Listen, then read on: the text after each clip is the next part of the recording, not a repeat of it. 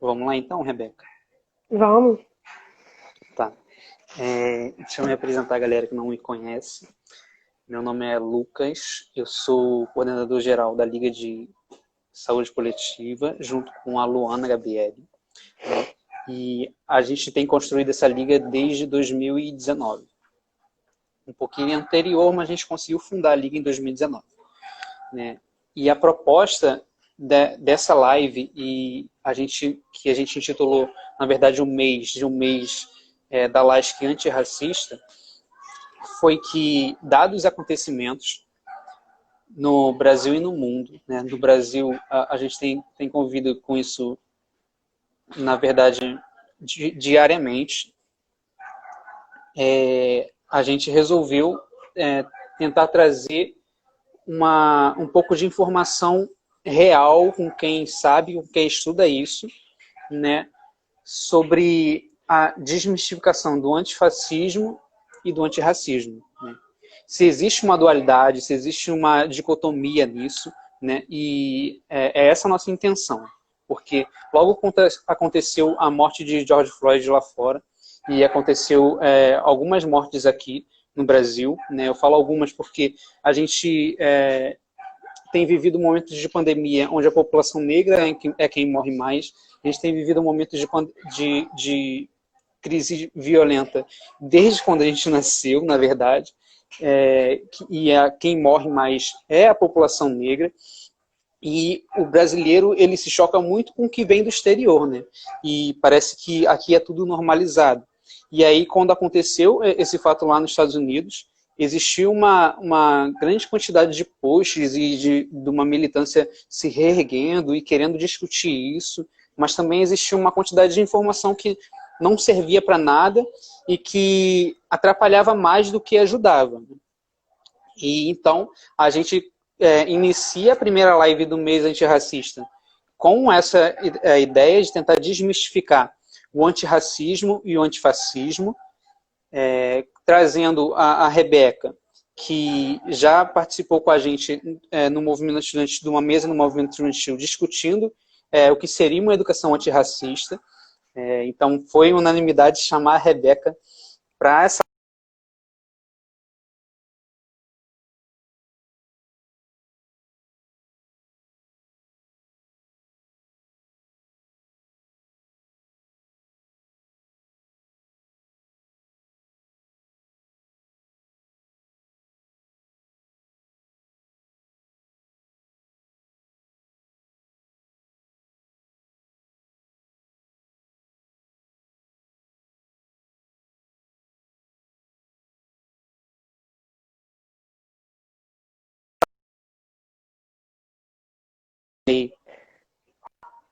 conversar com a gente. Logo depois a gente vai abrir para discussão. Aí eu peço que vocês deixam as dúvidas de vocês aí nos comentários e depois a gente vai comentar. É isso. Pode ir lá, Rebeca. Show, obrigada. Primeiro agradecer o convite, né? Estou muito feliz, fiquei muito feliz a primeira vez, né, de falar sobre educação antirracista lá. E estou muito feliz com esse convite de novo, né? Tendo em vista tudo que a gente está vivendo, né? O debate que está acontecendo, né? Que foi me pedido também para conversar. Ele é um debate muito atual, né? Está acontecendo, a gente está vendo, então estamos vivendo isso, mas também é um debate com um viés histórico, né? Que a gente está falando de antifascismo e antirracismo, né? Que por si só, para falar sobre isso, a gente vai ter que falar um pouco sobre o fascismo e o racismo em si, né? Esse anti, né? Essa palavrinha que vem antes, né?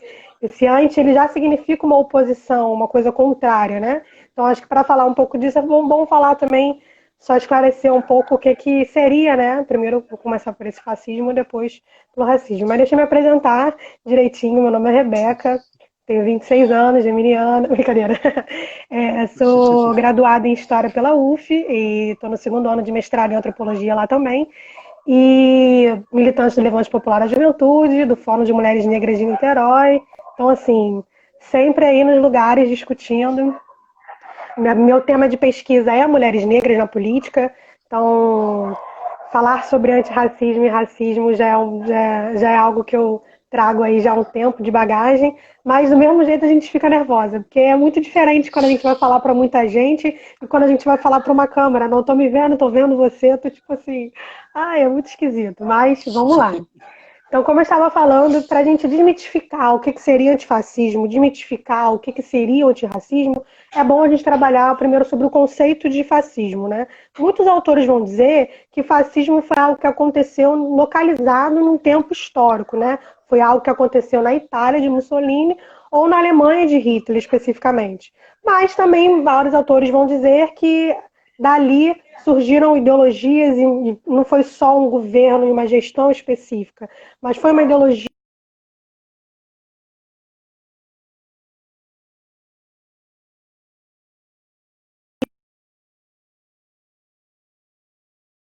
A gente tem um exemplo, né? O período entre guerras, né? Ali mais ou menos de 1920 a 1945 foi quando houve dois governos assumidamente fascistas, né? Como eu já disse, o de Mussolini e o de Hitler. A gente vai falar da Alemanha nazista, entendendo que o nazismo é um tipo de fascismo, né?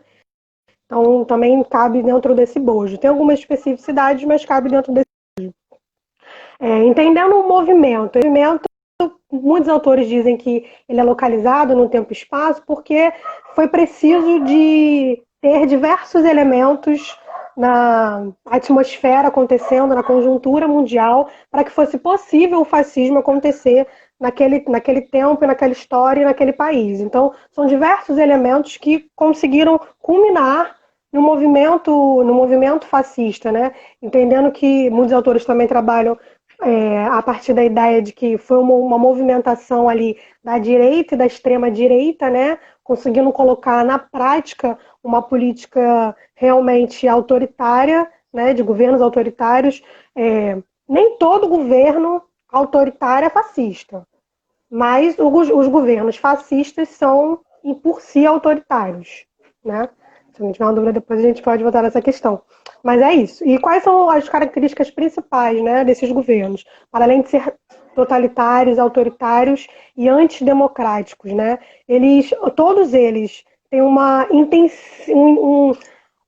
gasto muito grande de dinheiro, um gasto intensivo de dinheiro em propagandas nacionalistas. Né? Para os governos fascistas e para o movimento fascista, a nação ela vem antes de qualquer coisa. Vou pedir para vocês, durante a minha exposição, que fiquem ligados a algumas semelhanças com o que a gente vive, com o que a gente não vive, enfim. Vamos jogar isso no ar, deixar isso aí no ar.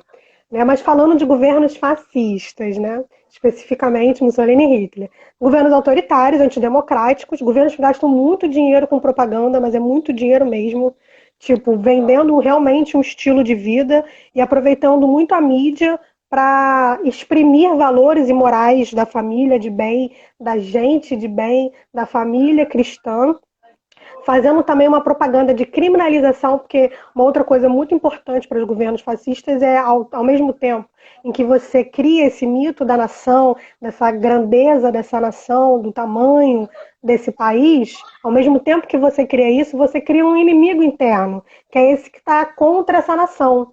Então tem a nação e tem a antinação, tem quem está construindo e pela nação e tem quem está em oposição. Acontece que nesses governos, especificamente no de Hitler, só quem era da nação era o alemão ariano, né? Então, assim, muita gente ficou do lado de fora, né? Os judeus ficaram lá de fora, mas os homossexuais também ficaram, os comunistas, os pretos. Então, todo mundo que não tinha e que não era a favor dessa nação, não cumpria esse perfil dessa nação, né, era um inimigo, devia ser reprimido como um inimigo. Uma outra característica muito forte é exatamente essa, a repressão pesada à oposição, né? Eles não ganharam convencendo outros países a serem, né, fascistas, foi na base de exército, né? Então tem um uso da violência para fora e interno muito grande, né? Não parte, apesar do discurso ser muito, a galera vai falar que é muito populista, né? Porque é um discurso, né, bem passional, você fala da nação, você fala do povo, você fala de interesses que todo mundo vai conseguir criar uma referência e vai querer criar um sentido de comunidade, né? O movimento fascista, ele por si próprio, ele já carrega em si um engajamento do povo, um engajamento de quem é fascista, né? Já traz uma ação por si própria, né? E isso é muito importante, porque muita gente vai falar, mas como é que isso consegue chegar na população, a população aceita, que não sei o que. A população, muito tempo, é enganada pela mídia, e isso é uma das coisas fundamentais, peças centrais dos governos autoritários fascistas, que é o controle da mídia, o controle da imagem, entendeu? Então se gasta muito dinheiro com isso, muita energia com isso, né? Também são períodos onde, né, esse inimigo interno, ele é esse sujeito que ele é completamente o oposto do que deveria ser o sujeito padrão, né? No caso da Alemanha, o alemão ariano. Então é aí que a gente fala que tem esse processo eugenista, um processo de supremacia branca, né? Onde eles se assumem como raça superior. Nós somos superiores, nós somos melhores, então quem não for isso tem que ser eliminado. Então muita gente ficou de fora, também as pessoas com deficiência também ficaram de fora, todo mundo ficou de fora, pouquíssimas pessoas fazem parte dessa nação, desse mito nacional, né? Desse padrão ariano. Outro ponto muito importante também é a associação com os ideais cristãos, com a igreja especificamente, né?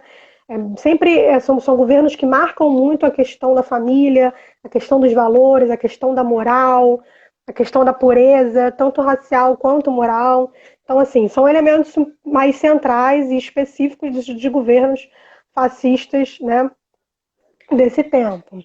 E para falar um pouco sobre racismo, né, que é um dos outros temas.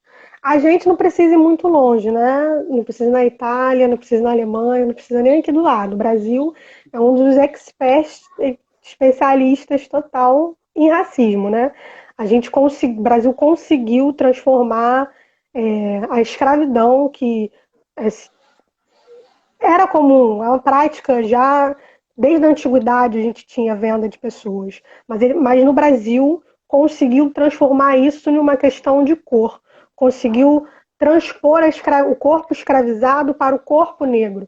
Então, o corpo negro de hoje ainda carrega o peso e a memória da escravidão. E isso não é pouca coisa, né?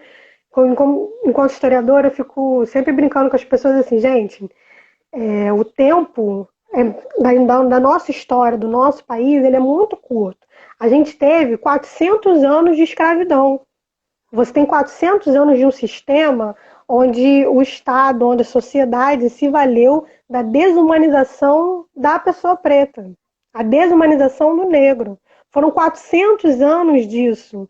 São 400 anos de uma mentalidade para além das coisas práticas, tá? Só estou dizendo como é que o tempo das coisas acontecem. Aí a gente tem em 1888 a Lei Áurea, que libertou todo mundo. Mas a gente sabe que também depois dessa libertação dos negros, não é que o Estado começou a fazer uma campanha maravilhosa para os negros, incentivando a diversidade cultural e incluindo o negro na sociedade. Isso não aconteceu. Pelo contrário, o negro foi caracterizado e criminalizado como um inimigo interno no seu próprio país, no seu próprio território. O período da pós-abolição é um período onde o Estado vai, de uma maneira mais pesada, investir na criminalização do negro, na marginalização do negro. Então a gente entra numa sociedade de classes onde o negro não consegue se encaixar ainda nas classes, ele está abaixo de tudo isso, né? E isso é muito louco, se você parar para pensar como é que a gente começa o nosso sistema penitenciário. Em que época que começa? Que é justamente no pós-abolição. Você tem esse negro que não é mais, você não pode mais escravizar ele, você tem ele solto aí na sociedade, você não pode ter essa quantidade de pretos soltos na sociedade. Então você cria um sistema para você aprisionar, né? Para você colocar eles todos num lugar, né? Numa situação precária absurda. Né? A gente sabe que hoje mais de 40% dos casos das pessoas que estão presas não foram nem julgados ainda. Então a gente tem dados absurdos que revelam que o sistema penitenciário, desde o pós-abolição, ele só tem uma finalidade, que é a criminalização do corpo preto. A gente tem isso em dados, né? Enfim, então foram vários anos de um processo muito grande, não só mental, mas também de práticas de políticas de Estado, né, onde você coloca o negro numa situação de inferioridade, onde a gente tem também um projeto eugenista de Estado, de embranquecimento do Estado, né? Todo mundo sabe que no pós-abolição, ao invés de inserir esse negro na sociedade, no trabalho, o que o Estado faz? Ele abre para imigrantes, né, externos virem e trabalharem aqui, né? Então, assim, nem os nossos próprios trabalhos a gente conseguiu pegar nesse período, né? Então, como é que fica essa questão no pós-abolição, né?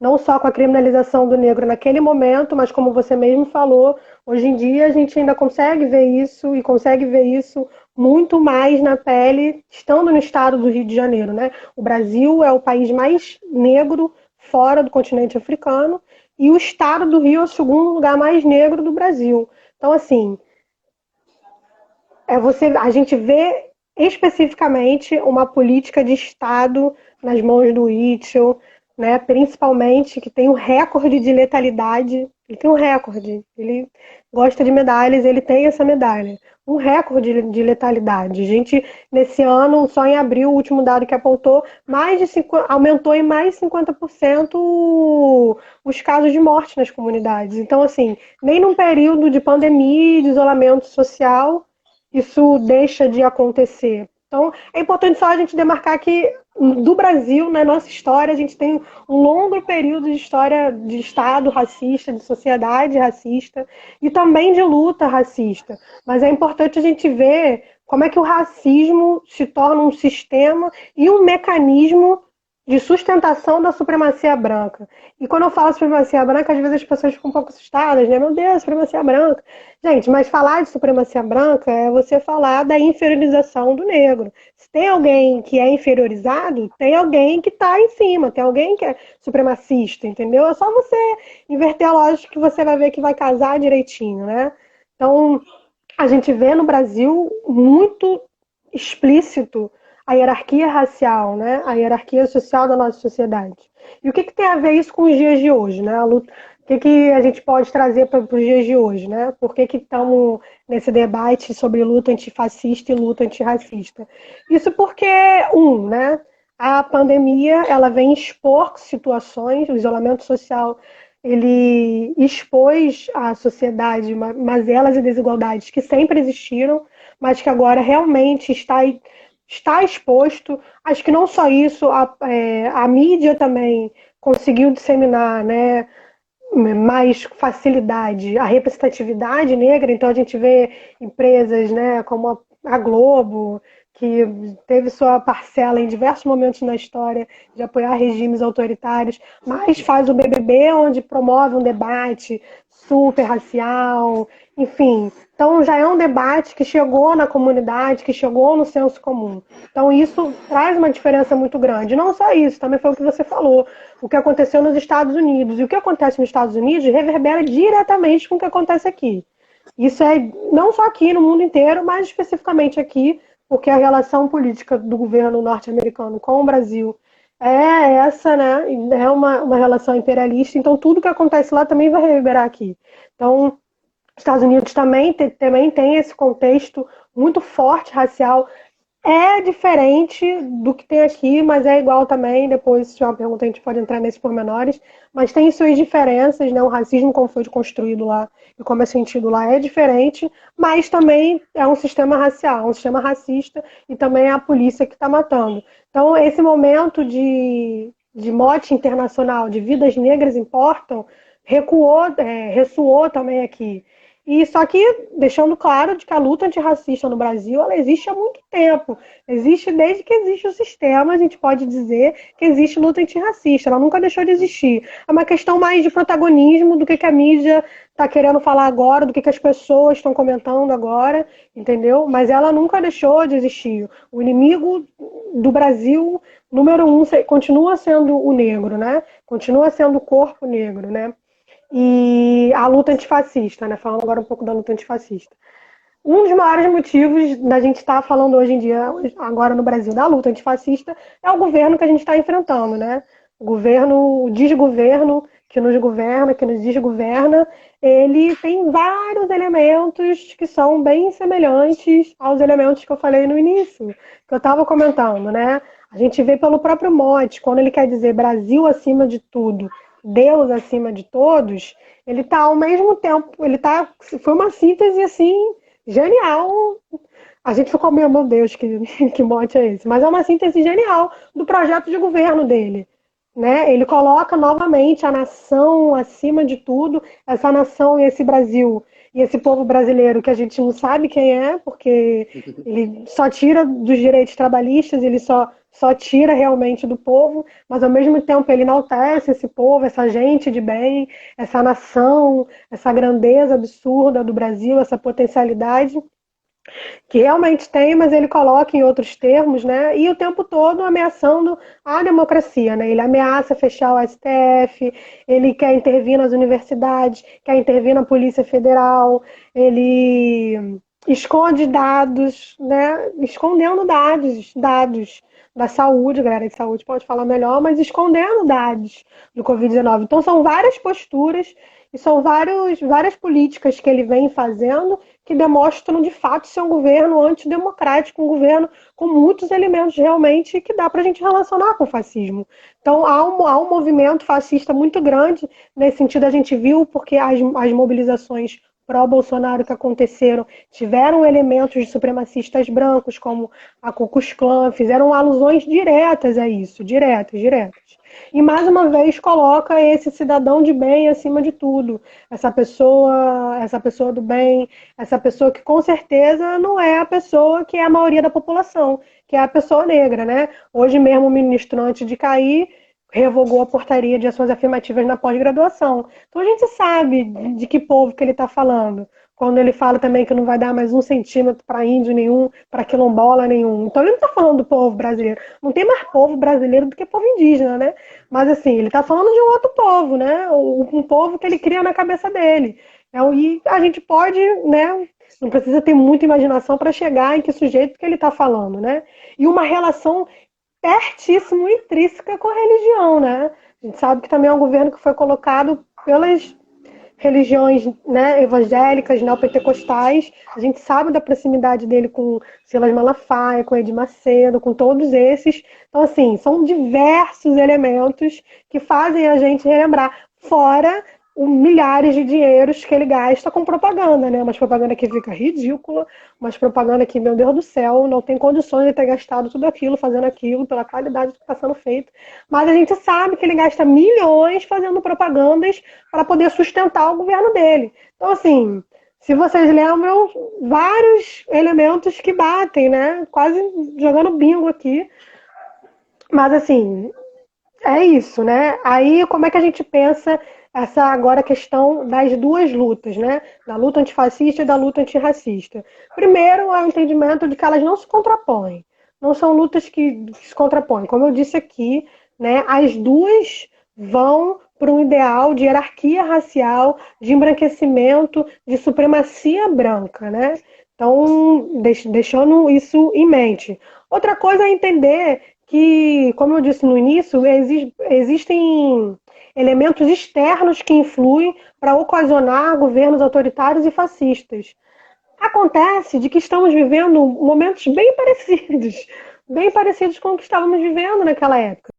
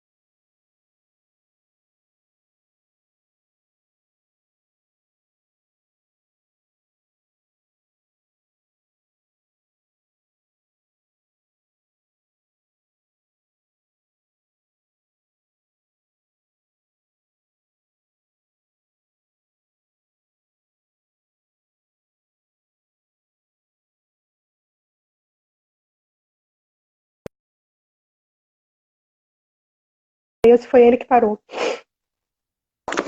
Oi, fui eu que parei? Fui eu que caí? Eu não sei de onde. Oi. Oi. Deu uma travada aqui, eu consegui voltar. Deu uma travada. Então, eu não sei o que as pessoas ouviram, eu não sei da onde que eu parei. Não consegui pegar mais ou menos de onde eu parei. Você lembra? Tá, vou tentar fechar. Se alguém lembrar aí nos comentários, coloca aí de onde que travou, que eu volto rapidinho. Mas só para entender mesmo, né? Só para fechar. Que são dois movimentos e duas lutas que não se contrapõem. Fascismo e racismo, eles são irmãos, né? A gente tem que entender que a luta antifascista, ela precisa necessariamente ser antirracista, né? No Brasil isso faz muita diferença, né? Quando a gente fala de uma luta antifascista, a gente também está dizendo e está buscando, né, um momento de democracia, estamos buscando estamos almejando um governo mais democrático, menos autoritário, né? Só que parou quando estava falando sobre as lutas que não se contrapõem. Sim, então show de bola. Então, de onde eu estava falando mesmo. Entendendo que no Brasil, que é um país que a maior parte da população é negra, o antifascismo ele precisa ser antirracista. Porque ele fala da maior parte da população. Quando a gente fala, precisa entender que quando a gente fala de Brasil, quando a gente fala de classe trabalhadora, de povo brasileiro, a maior parte do número de pessoas são pessoas negras. Então não tem como a gente ter um movimento antifascista no Brasil que ele não seja antirracista. Porque é isso. Estamos num momento antifascista agora, um momento fascista agora, então vamos voltar para o que era antes, mas o que era antes também não estava tão bom assim para a população preta, entendeu? Então a gente tem que entender também que essa democracia que o antifascismo também pede, que as pessoas também pedem, esse momento democrático, ele não existiu de fato para as pessoas pretas, para pessoas da comunidade, né? A gente sabe que na comunidade a polícia chega a qualquer hora atira na escola, atira na Kombi, atira em qualquer pessoa, porque é tudo preto, é tudo pobre. Então, pode terminar, entendeu? Pode exterminar. Esse tipo de pessoa, não, pra quê? Né? Só atrapalha, é um peso, né? Um peso social, como outras pessoas também já foram, como na Alemanha nazista, os judeus, né? Entendidos como um peso social, como um atraso social. Então a gente vê isso acontecendo, então a gente tem que ter a clareza e a responsabilidade de dizer que no Brasil, no caso específico do Brasil, não tem como ter uma luta antifascista sem ser antirracista. Isso é incabível para a nossa realidade, é desrespeitoso com a nossa realidade e com o movimento negro, que traz a luta antirracista desde muito tempo. Então, assim, não é uma questão de contraposição, mas a luta antifascista no Brasil, ela precisa necessariamente ser antirracista. Porque ser antirracista é lutar pela libertação de todos. Se o preto é liberto, todos são libertos. Então, acho que no Brasil, esse é o sentido, entendeu? Lutar por um governo, né, lutar por uma sociedade antirracista é lutar por uma sociedade que ela vai abranger todo mundo, vai caber todo mundo. Se cabe o negro, cabe todo mundo, entendeu? Então, é mais ou menos isso. Se a galera tiver alguma coisa para perguntar aí, pode falar. Então, Obrigada. A gente vive sobre uma lógica uma lógica criada pela elite, que existe uma democracia racial aqui, né? E nós somos todos mestiços. Só que dentro de uma sociedade bem estratificada em classes econômicas, e que a maioria que está na base é a população preta, tem uma pergunta aqui que pergunta que se dá para conciliar a luta antirracista com uma ideologia liberalista das coisas.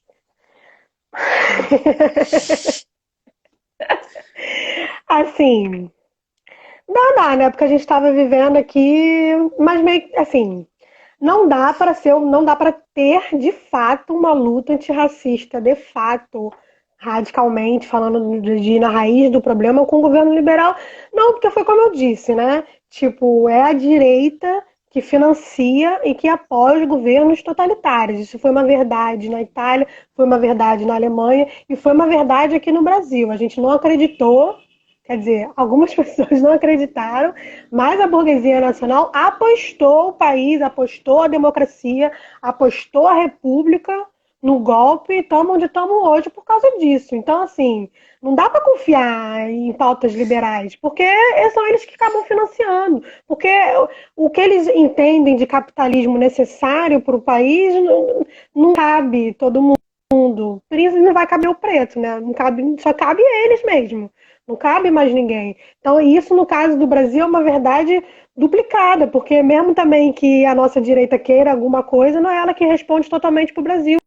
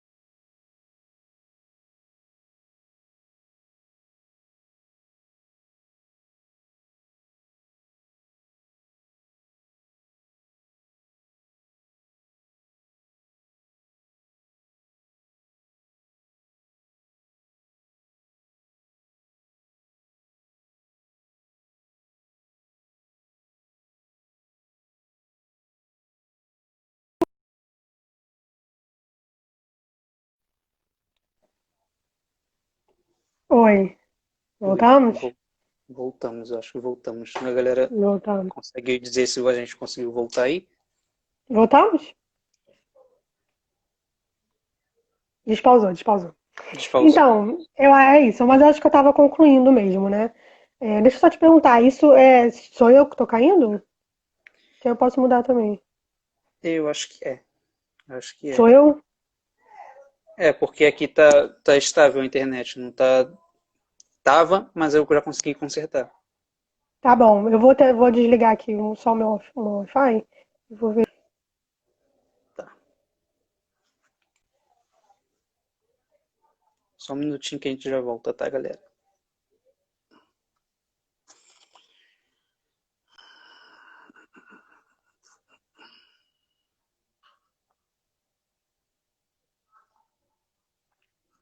Isso. Então, só para concluir, Voltamos. eu acho que não é possível, né, de ter uma luta realmente antirracista no governo liberal por causa desses elementos. Mas aconteceu durante muito tempo, né? O mercado ele comprou a pauta da representatividade, né? É isso, como a gente mesmo vê a própria Globo, né? Que fez o que fez, apoiou o que apoiou, mas aí depois paga de diferentona, porque faz um painel e coloca 20 mulheres pretas, pessoas pretas, para falar de antirracismo e acha que é antirracista por isso. Então é complicado, né? A gente tem que tomar muito cuidado como a nossa luta ela é comprada pelo mercado, né?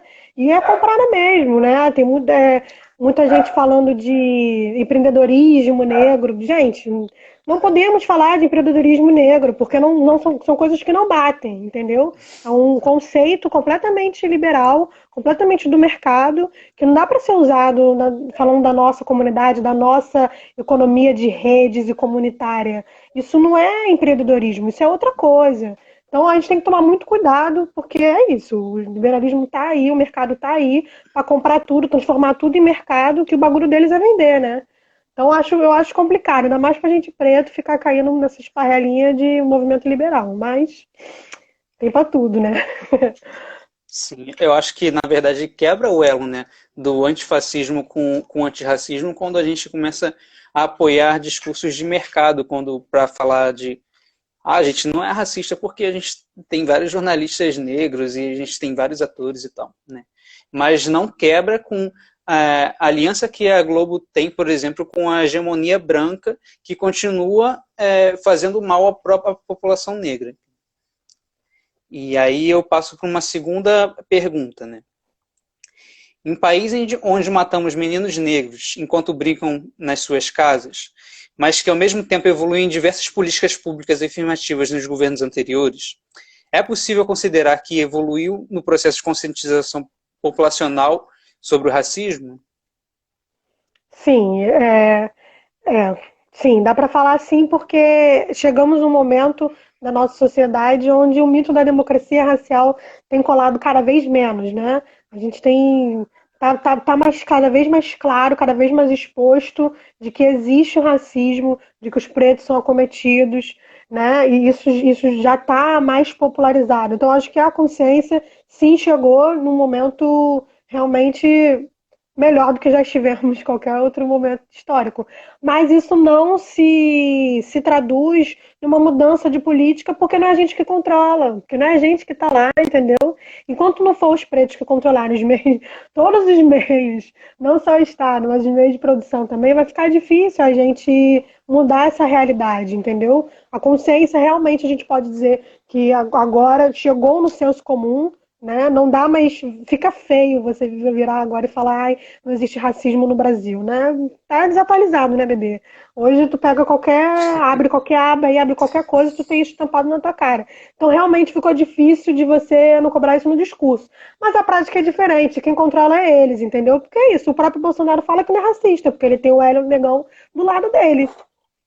Então, então, assim, é isso, não vai se, não necessariamente se traduz em políticas públicas, se traduz numa mudança de postura do Estado, porque o Estado ainda não está no nosso controle, a gente ainda não tem controle nem das forças do Estado, nem é isso, nem da mídia, da polícia, do Estado, a gente ainda não é maioria nas câmaras, a gente não é, enquanto a gente não for a maioria em todos esses lugares, primeiro, ainda vai estar sendo racista, porque se a gente, a maior parte da população, minimamente, a gente tem que ser metade de todos os espaços possíveis, mas quando a gente vê na política, não é isso que está representado. A gente tem o quê? Uma ou outra que eles deixam passar, e no caso do Rio de Janeiro, eles nem deixam passar com tanta facilidade. Vide Marielle Franco, né?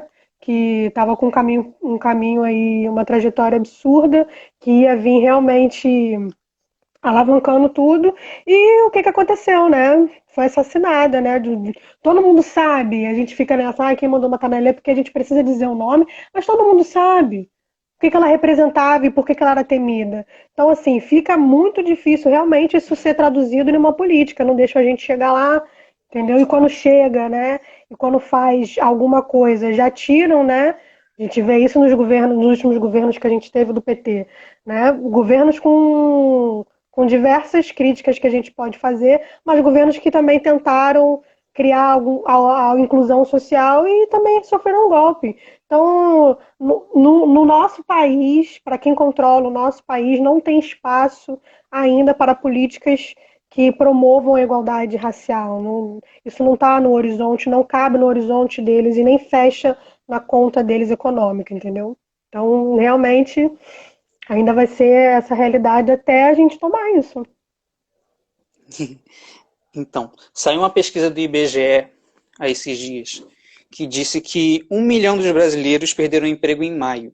Né?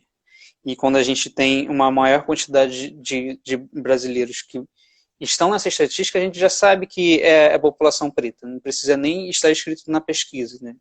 Que os primeiros vulnerabilizados é quem está na base da pirâmide. E aí eu queria saber de você, como que você vê a negação do Estado, de forma geral, em dar auxílio à população, né, através do próprio auxílio emergencial, e forçando eles a irem trabalhar. Né? Que, claro, que a pessoa que tem a necessidade de estar trabalhando, ela vive sempre essa confusão mental, né? Sair para trabalhar e acabar se contaminando, que é uma realidade, né? De ter que andar de transporte público, ter que ter relacionamentos com as pessoas para poder trabalhar. E aí eu queria que você comentasse um pouquinho isso, né? Dessa ter que sair para trabalhar enquanto o governo não dar assistência e te forçando a ir para a rua para trabalhar. Não, com certeza. Isso faz parte do projeto de extermínio do governo, né? Ele começar com uma gripezinha, que não é nada, mas só as pessoas que não têm um físico como eu, que não vão ficar bem. Então, assim, são discursos, né, que agora se veem também na prática de um mínimo de preocupação possível com a população trabalhadora do Brasil, né? Ele realmente quer que esses números cresçam, tanto que ele escondeu eles, entendeu? Não é que um presidente esconde os números, né, de infectados e de mortes de uma pandemia, né? Então, assim, são coisas muito absurdas, mas fazem parte da política do Estado, do governo, entendeu? É uma política que vem acontecendo realmente há muito tempo, mas agora na pandemia a gente vê ela mais publicamente exacerbada como nunca, né? É, porque ele nas últimas colocações dele, né, ele sempre joga essa questão, que não é a gente não pode tirar a economia dessa conta, né? A gente está falando de vidas, mas está falando também de trabalho. Mas a gente tem que ter muita clareza e tranquilidade de saber que quem tem que garantir isso é o Estado. Né? No momento de pandemia, os países super desenvolvidos e desenvolvidos, quem está garantindo isso é o Estado. Porque o Estado tem essa responsabilidade, então a gente não pode tirar essa responsa, entendeu? A gente sabe que o emprego e o trabalho realmente é muito importante, mas ele não está preocupado com isso, né? Ele que está tirando todos os direitos trabalhistas, né? Então, assim, ele não é ele realmente que está preocupado com o trabalhador, e que o trabalhador vai comer ou não vai comer, vai deixar de comer ou não vai. Entendeu? Ele não está preocupado com isso. Ele quer que as pessoas realmente se contaminem, ele quer realmente que as pessoas morram, porque esse é o projeto dele. E a gente, com muita clareza, tem que entender que isso deveria ser a função do Estado. Muita gente acha ou não entende como é que isso é responsabilidade do Estado, né? Mas o Estado ele serve para isso. Então, acho que a gente tem esse entendimento, né, de cobrar o Estado, né? Tem que cobrar. A gente produz o suficiente para isso, entendeu? O Brasil é um país gigantesco. Né? Se não vendesse tanta coisa que a gente produzisse aqui, a gente poderia estar maior ainda. Mas assim, a gente tem como sustentar isso. Não sustenta porque é falta de interesse. Não é uma falta realmente de interesse de política pública para ajudar a população mais pobre, entendeu? É como aquele caso que aconteceu em Recife, do menino, né? Do Miguel. Então, assim, Sim. nessa situação, isso é um exemplo claro do Brasil, né? Hoje e sempre, né? É, as mulheres brancas, mães negras, deixando de criar seus filhos para poder criar os da branca, os cachorros das mulheres brancas, e nesse momento perdem os filhos, entendeu? Por negligência da própria branquitude. Então, assim, espelha muito a realidade que vivemos e espelha muito esse descaso, né? Esse descaso, porque é isso, a mãe foi passear com o cachorro, entendeu? A mulher não tinha como realmente pagar essa mulher para ficar em casa durante a pandemia e ela ficar com os cachorros dentro de casa para fazer a unha. Então, assim, Bolsonaro é uma política de Estado, mas ele exprime a mentalidade de toda uma classe brasileira, né? De toda uma raça brasileira realmente que se acha no topo das coisas, entendeu? E é difícil a gente realmente ganhar esse discurso na população do trabalho, porque é isso, as pessoas precisam trabalhar, as pessoas precisam ter seu dinheiro, precisam sustentar a sua família, entendeu? Realmente fica muito difícil de ganhar esse discurso, porque a gente vai fazer o quê? A gente não é Estado, a gente não tem o dinheiro dele para manter as pessoas, entendeu? Em casa, com comida. Mas isso é trabalho do Estado, é dever dele. Ele tem condições para isso.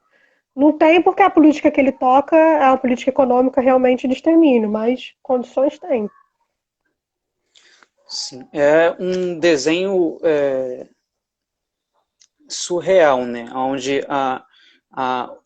o SUS ele é precarizado e onde a população negra encontra refúgio. Cerca de 80% da população que é atendida pelo SUS é negra e periférica. A gente uma precarização do trabalho, né? E que isso já vem acontecendo há muito tempo, anterior a Bolsonaro, né? Lá em Temer ele já começa a tirar subsídios da universidade, começa a tirar subsídios dos hospitais, sucatear a saúde pública. Aqui no Rio de Janeiro, pior ainda, porque a gente tem governadores que querem se alimentar do Estado, o prefeito que pega um respirador e bota dentro de uma igreja universal, e isso para mim é surreal, entender isso. E num contexto todo desse, que a gente vê uma sociedade desenhada dessa forma. E aí eu junto com uma pergunta aqui, né?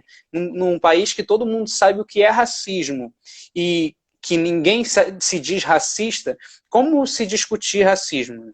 E para além disso, como fazer essa pessoa entender que ela está dentro de uma sociedade racista e fazer que ela seja antirracista? Sim, realmente é muito complicado, né? Mas isso são anos de projeto de Estado de venda de uma democracia racial. Não, no Brasil não tem isso de racismo, né? E ele sempre contrapõe com os Estados Unidos, né? Porque as leis nos Estados Unidos foram segregacionistas, né? Então, era uma divisão clara na sociedade racial, né? E no Brasil isso sempre ficou, né, por trás dos panos, ficou ali diluído nas coisas, né? Então, muita literatura, muita novela, muito filme, muita propaganda dizendo que o Brasil era um país realmente de todo mundo, né? Que o negro estava incluído porque, né, ajuda muito com a cultura, né? Sempre tem isso, né? Ah, o negro tem ótimas contribuições na cultura. Claro que a gente não é racista. Olha aqui, eu vou até para um samba. Mas a gente tem que entender que o samba foi criminalizado, porque é música de negro. O funk foi criminalizado. Então, há o tempo todo uma criminalização de tudo que envolve o preto. Não só ele, a cor, o que ele representa, mas tudo que ele faz. Então, assim, realmente a gente vive uma dificuldade muito grande, né, de apontar o racismo nas coisas, né? Até é isso, né? Quando você se assumir antifascista, né, é mais fácil, né? Porque é um inimigo mais claro, tá ali mais na cara, você sabe quem é. Agora o racista não. O racista, né, fica aquela coisa, todo mundo vai ter que se olhar, todo mundo vai ter que pensar, tipo, estou sendo racista, né? Estou realmente. Aí o que significa, né, especificamente ser racista, né? Como eu falei, racismo é um mecanismo de sustentação da supremacia branca e sustenta através de privilégios. Então, assim, você tem que pensar na tua trajetória da tua vida, tipo assim, os privilégios que você viveu e o que você não passou. Aí muita gente, ai, nunca tive privilégios, né? Muita gente fala, ai, nunca tive privilégios. Você pode não ter entendido enquanto privilégio, mas tipo assim, você entrar numa loja e não ser seguido, comparado com uma pessoa negra que sempre que entra, privilégio. Você não andar com um alvo nas tuas costas, né? Não ser. Você ter a certeza de que você não vai ser a pessoa que vai ser parada pela polícia, você ter a certeza que não vai ser a pessoa que vai levar um tiro, porque essas tiros de bala perdida sempre encontram os corpos negros. Então, assim, tem que. É um momento, vai ser preciso dos brancos, dos não brancos, de todo mundo, de fazer uma reflexão, de olhar para dentro, de olhar para si e rever mesmo cada passo da vida, tudo que enfrentou, entendeu? Tudo. E procurar ler, gente. É isso. Hoje em dia, muito mais fácil hoje do que antigamente, que era mais difícil de disseminar as paradas, né? Hoje em dia a gente tem 1 milhão de meios possíveis para isso. Então, vale também da galera se mexer, né? Da galera entender que, pô, as pessoas que mais morrem por coronavírus são negras, as pessoas que mais morrem pela polícia são negras. Tem alguma coisa de esquisito aí, né? Se eu abro a televisão, aí eu pergunto que artista tu conhece negra, se eu falo Thaís Araújo. Só tem ela, entendeu? São coisas que a gente precisa começar a desnaturalizar. Há tanto tempo com a branquitude, convivendo com a branquitude, o nosso olho meio que naturalizou. Então tem muita gente que realmente não vai ver racismo. Tem muita gente negra que fala que não sofreu racismo. O que eu acho complicadíssimo. Acho muito complicado, muito complicado. Porque na maior parte das vezes é isso. É aquela coisa muito, né, suave. Ai, você é moreninha. Ai, que não sei o quê. Aquela coisa muito mais diluída, né? Que é difícil de você tocar, mas hoje a gente já consegue apontar e já consegue ver. Tem como você, né, aumentar a sua consciência em relação ao que é racismo e qual o seu papel enquanto negro ou enquanto branco numa sociedade antirracista. Eu acho que para essa geração posso estar muito errada, mas eu espero e acho que pode ser mais fácil pelo o nível de disseminação das coisas, das informações, né? Eu acho que também o fato da entrada, né, boa e significativa de corpos negros, né, em outros espaços, como a universidade, serviu também da gente conseguir marcar uma geração e atestar também o nosso lugar dentro desses espaços e de disseminação dos nossos pensamentos, né? A gente propõe, enquanto preto, na universidade, uma outra epistemologia, a gente propõe uma outra pesquisa, a gente propõe uma outra ciência. Então, também isso para as próximas gerações vai fazer uma diferença muito grande, que já vão vir nisso. Tipo, eu passei, um exemplo muito tosco, né? Mas é um exemplo também muito palpável. O exemplo da transição capilar. Tipo, eu passei mais de, foram 20 anos da minha vida alisando o cabelo. Eu tenho mais tempo com ele alisado do que com ele crespo.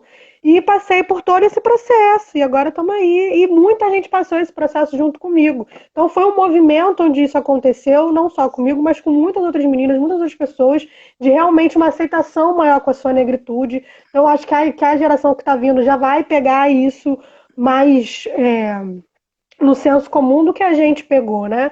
A gente ainda teve que lidar, né, com várias questões de auto-ódio pessoal, de alisamento de cabelo, de querer afinar o nariz, de um monte de coisa que a gente já está num movimento tão grande de dizer que a gente é lindo e que realmente, o que realmente importa, que as próximas gerações eu acho que já vão vir também um pouco embasadas nisso. Então eu acho que também temos uma esperança, eu acredito. Eu acredito e boto fé na rapaziada, porque realmente vai vir com outro tom, vai vir com uma outra pegada, minimamente se aceitando mais do que, no caso, a minha geração. Sim. Eu queria aproveitar que você falou, vamos ler, galera, e tal. A gente só tem 7 minutos, porque eu acho que o Instagram só deixa a gente ficar 1 hora. Eu queria pedir para você autores para gente que a gente possa ler, autores mais didáticos do senso comum, que a gente possa aprofundar um pouquinho sobre o racismo e até o antifascismo. Sim. Então, esse livro para eu estudar um pouco sobre, porque é isso, gente, a gente é formado em história, mas assim, história é bastante coisa. E eu me especializei um pouco mais na história do Brasil, então eu também tive que pegar umas leituras, né, que eu já tinha feito para poder lembrar um pouco mais sobre esse momento, e eu li o Leandro Conder, que é a Introdução ao Fascismo. Muito bom, ele dá um resumo muito, muito bom mesmo desse momento, entende o fascismo enquanto um movimento, né, não só enquanto uma gestão de um governo, mas entende como um movimento, apresenta as forças do capital financeiro, do capital imperialista nisso, e isso é muito importante para a gente conseguir trazer para a realidade que a gente leitura sempre tem que servir a isso, né? Tem que ter alguma utilidade social. Então é uma leitura que também tem uma utilidade social muito boa. E para leitura antirracista, eu estudo um pouco o movimento negro antirracista com a professora Flávia Rios e com a Toni Morrison, que ela escreveu um livro sobre racismo e fascismo. Saiu há pouco tempo, estava de graça no e-book até semana passada. Então são leituras que eu indico. Tem várias outras também, podem me perguntar depois, mas essas foram as duas que eu peguei centrais para discutir o que eu discuti hoje, né? Uma menina perguntou ali como é que a gente lida com os antifascistas que não entendem a prioridade da luta antirracista. Bicha, tenta falar tudo que eu falei para eles. Tenta falar tudo que eu falei para eles, entendeu? E explicar que, mano, tudo bem você ser antifascista, vamos todos ser antifascistas. Não tem por que a gente não ser antifascista, tá certo ser antifascista. Só que a gente está no Brasil, e no Brasil precisa ser antirracista. O antifascismo precisa ser antirracista, senão ele não está falando da população. Senão ele está falando que ele quer um governo democrático só para ele. Entendeu? Se ele não entender que a luta antirracista ela vai abranger todo mundo, ele tá na luta antifascista querendo mudança só pra ele, entendeu? Então aí tu fala, ó, tu tá sendo egoísta. Tu tem que englobar todo mundo nessa tua rede antifascista, porque o fascismo ele cria um inimigo interno, o fascismo ele criminaliza esse inimigo, e o Estado sempre fez tudo isso com preto. Então, assim, ou é porque também a pessoa não tem interesse de entender, aí também a gente tem que também ver o limite da nossa saúde mental também de discussão.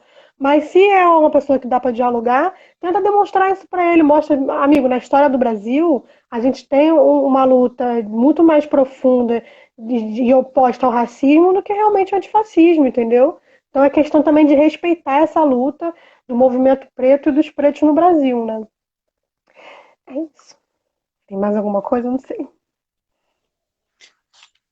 Perfeito. Tá me ouvindo? Que eu não tô te vendo aqui. Tô. Beleza. Alguém tem mais alguma coisa para falar, galera? Esse é o último momento para a gente já ir finalizando. Isso. Então, eu queria aproveitar então agradecer muito o convite, muito de estar aqui. agradecer o convite de estar aqui, falar que eu tô aberta. Fiquei nervosa, tô toda suada, mas passou. Eu espero muito que as pessoas tenham entendido alguma coisa do que eu falei. Se não entender, gente, pode me procurar, não tem problema nenhum, entendeu? Tô aberta aí. Se precisar também qualquer outra coisa, tamo aí. Pode contar comigo que tô junto. Perfeito. Rebeca, a gente quer te agradecer também. A Liga de Saúde Coletiva te agradece por você agregar muito no nosso discurso e nas nossas discussões. Eu acho que ela já se posicionou como uma liga antifascista e antirracista acima de tudo também. Quero dizer que o mês antirracista ele vai continuar, né? A gente tem outros convidados e outras lives para fazer. E agradecer você, agradecer todos os movimentos que você traz junto também, né? De todas as bandeiras que constituem essa formação política. Agradecer as pessoas que vieram nos assistir, né? A gente estava um pouco nervoso um pouquinho antes aqui, mas a gente conseguiu levar de boa, o debate foi bom. Então é isso. Você quer É falar mais isso, alguma gente. coisa? Não, só muito obrigada mesmo, Tá. agradecer e falar pra galera, gente, esse é o momento da gente correr atrás do que a gente nunca correu e entender a sociedade, porque estamos num momento de caos, mas do caos pode sair algo positivo, entendeu? Vale a pena a gente disputar essa nova sociedade. Então vamos no amor, vamos no carinho, mas não vamos deixar de disputar, não. Cada pessoa vale, entendeu? Vamos disputar a consciência aí, que desse caos pode sair algo muito bom, entendeu? Acho que o mínimo que a gente tem que estabelecer é que essa democracia tem que ser antirracista e a gente tem que estar nessa